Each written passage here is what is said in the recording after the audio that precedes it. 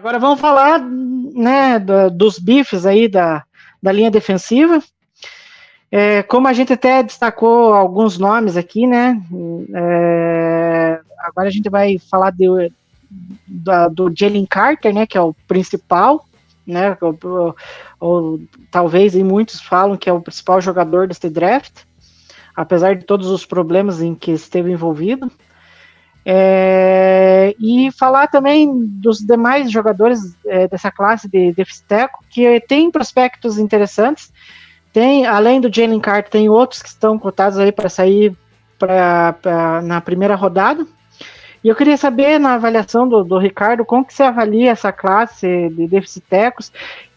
Pelo que enfim, cada um avalia de um jeito, mas pelo menos para mim eu vejo que essa classe acho que está um pouco melhor em relação ao ano passado. Não sei para você, Ricardo.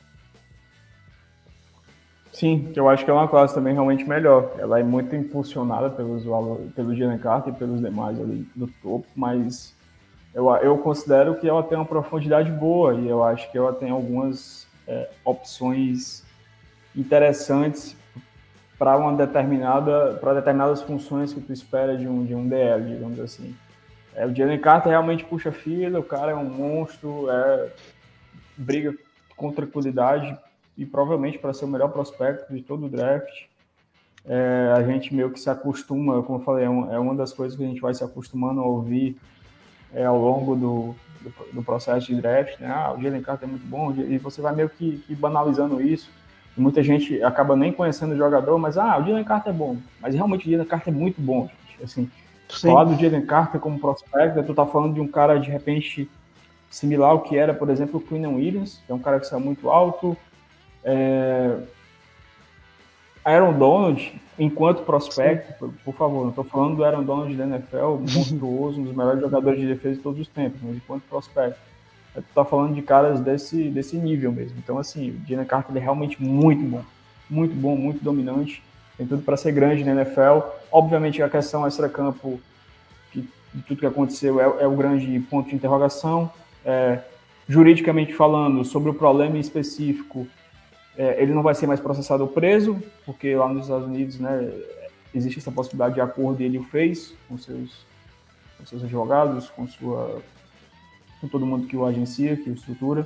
Então, quanto a isso, os times estão tranquilos, mas obviamente não dá para ignorar a questão do comportamental, do extracampo, do que você vai estar levando nesse pacote, porque é algo muito sério sobre o que girava em torno da investigação, e aí tem toda a questão do que é que esse cara gosta de fazer ou faz fora de campo, de como é a personalidade dele, se é assim, se é assado. Então, isso tudo, obviamente, pesa na equação, e aí é um trabalho para os times. Os times têm que averiguar. O que a gente pode falar é sobre o campo, e sobre o campo, o Jalen Carter é um cara que não tem dúvida que é a pick dentro do top 10, dependendo da composição do draft, é uma pick top 5, com muita tranquilidade. E é isso, cara. É mais um monstro de Georgia e com certeza, definitivamente a melhor peça daquela da defesa dos últimos 2 anos, sem dúvida nenhuma. A gente viu o Jordan Davis, a gente viu, né, que foi para o Philadelphia Eagles, vinha tendo um bom primeiro ano até se machucar. O próprio Devontae White, né, que veio para o Packers. Devontae White, que foi para o Packers. Jermaine Johnson fazia parte desse front seven 2 anos atrás, antes dele se transferir para jogar o último ano em Florida State, enfim. E com toda certeza o Jalen Carter era a melhor peça de todos esses caras. Então isso diz muito. Sobre o prospecto, ele é o cara mais completo, é o IDL1, e quanto a isso não tem muita discussão. Aí eu acho que depois dele tu tem caras muito bons, não tão bons quanto o Carter, o que não quer dizer que eles não sejam bons, né? Eu acho que isso tá nítido dentro do que a gente está falando aqui. Mas aí, para destacar, tem o Kaladia Cancer, que é um cara que ele tem muita discussão em torno do Kaladia Cancer sobre até outro cara, por exemplo, ele é um cara menor do que o que a gente tá, do que o Adebayor, do que até o Keon White, em termos de peso, em termos de tamanho geral. Mas ele sempre jogou como DT. E assim, ele é um DL, só que ele é um DL que tem que saber, quem for o draftado, tem que saber utilizar, que é um cara que ele tende, né, a sofrer inicialmente na NFL muito contra o jogo terrestre. E eu acho que é um cara que ele vai tirar o máximo dele nos snaps de pass rush, colocando ele ali como tech ou por dentro mesmo, até como nose eventualmente, apesar do peso dele. Mas para início na NFL é isso. Eu acho que ele é um cara que vai sofrer muito contra o jogo terrestre, pela questão do peso, pela questão da ancoragem dele, que eu acho que deixa ainda um pouquinho a desejar, por ter muita dificuldade contra double teams. E a gente está falando aqui de às vezes parece ser muito fácil, muito natural de saber lidar com double teams, mas isso é uma grande virtude para esses caras de DL. Não, e até aproveitando, tinha até anotado na minha planilha, tinha anotado isso daí. Ele enfrenta alguns double teams ali, ele não sabe lidar, então é algo que tem que desenvolver mesmo. É um baita pass rusher por dentro, mas assim, tem que se desenvolver, e tem a questão do tamanho, cara, até que ponto ele consegue ganhar peso, ganhar mais massa. É um cara de 6'1", tu vai fazer um trabalho para esse cara ganhar massa, será que ele não perde explosão? Será que não seria melhor trabalhar a questão da ancoragem, ver o que é que ele consegue, o que dá para desenvolver? Assim, eu não estou querendo dizer com isso que ele não seja um bom prospecto, eu acho muito bom. Como pass rusher por dentro, ele tá ali, ele briga ali, chega ali, na conversa com o Jalen Carter, ele é muito bom, e eu acho que é um cara que vai impactar imediatamente na NFL nesse sentido, nesse viés do jogo, mas existe essa questão. E aí, passa para tu falar de outros jogadores, como o Keanu Benton, de Wisconsin, e o Maz Smith, de Michigan. Que aí, vamos lá, o Maz Smith é meio que o inverso do Khalid Kancey. O Maz Smith já é um cara que ele chega pronto na NFL para o jogo terrestre, para ser uma rocha contra o jogo terrestre. Para ser aquele cara que tu vai ter na tua DL, tu vai ter uma segurança de que ele tem muita disciplina em proteção de gap. Ele é um cara que não sofre com double teams no jogo corrido, é um cara que tem uma baita de uma âncora, é um tronco, tu dificilmente vai conseguir mover esse cara, e é um cara muito forte nesse sentido, mas com o pass rush ele não acontece, assim, tanto que a produção dele foi baixa, né?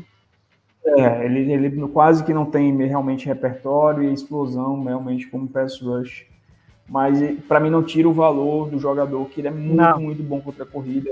É um cara, para mim, de segundo dia, segunda rodada, de maneira muito clara e evidente. O time que pegá-lo vai estar pegando um baita de jogador, tendo consciência disso.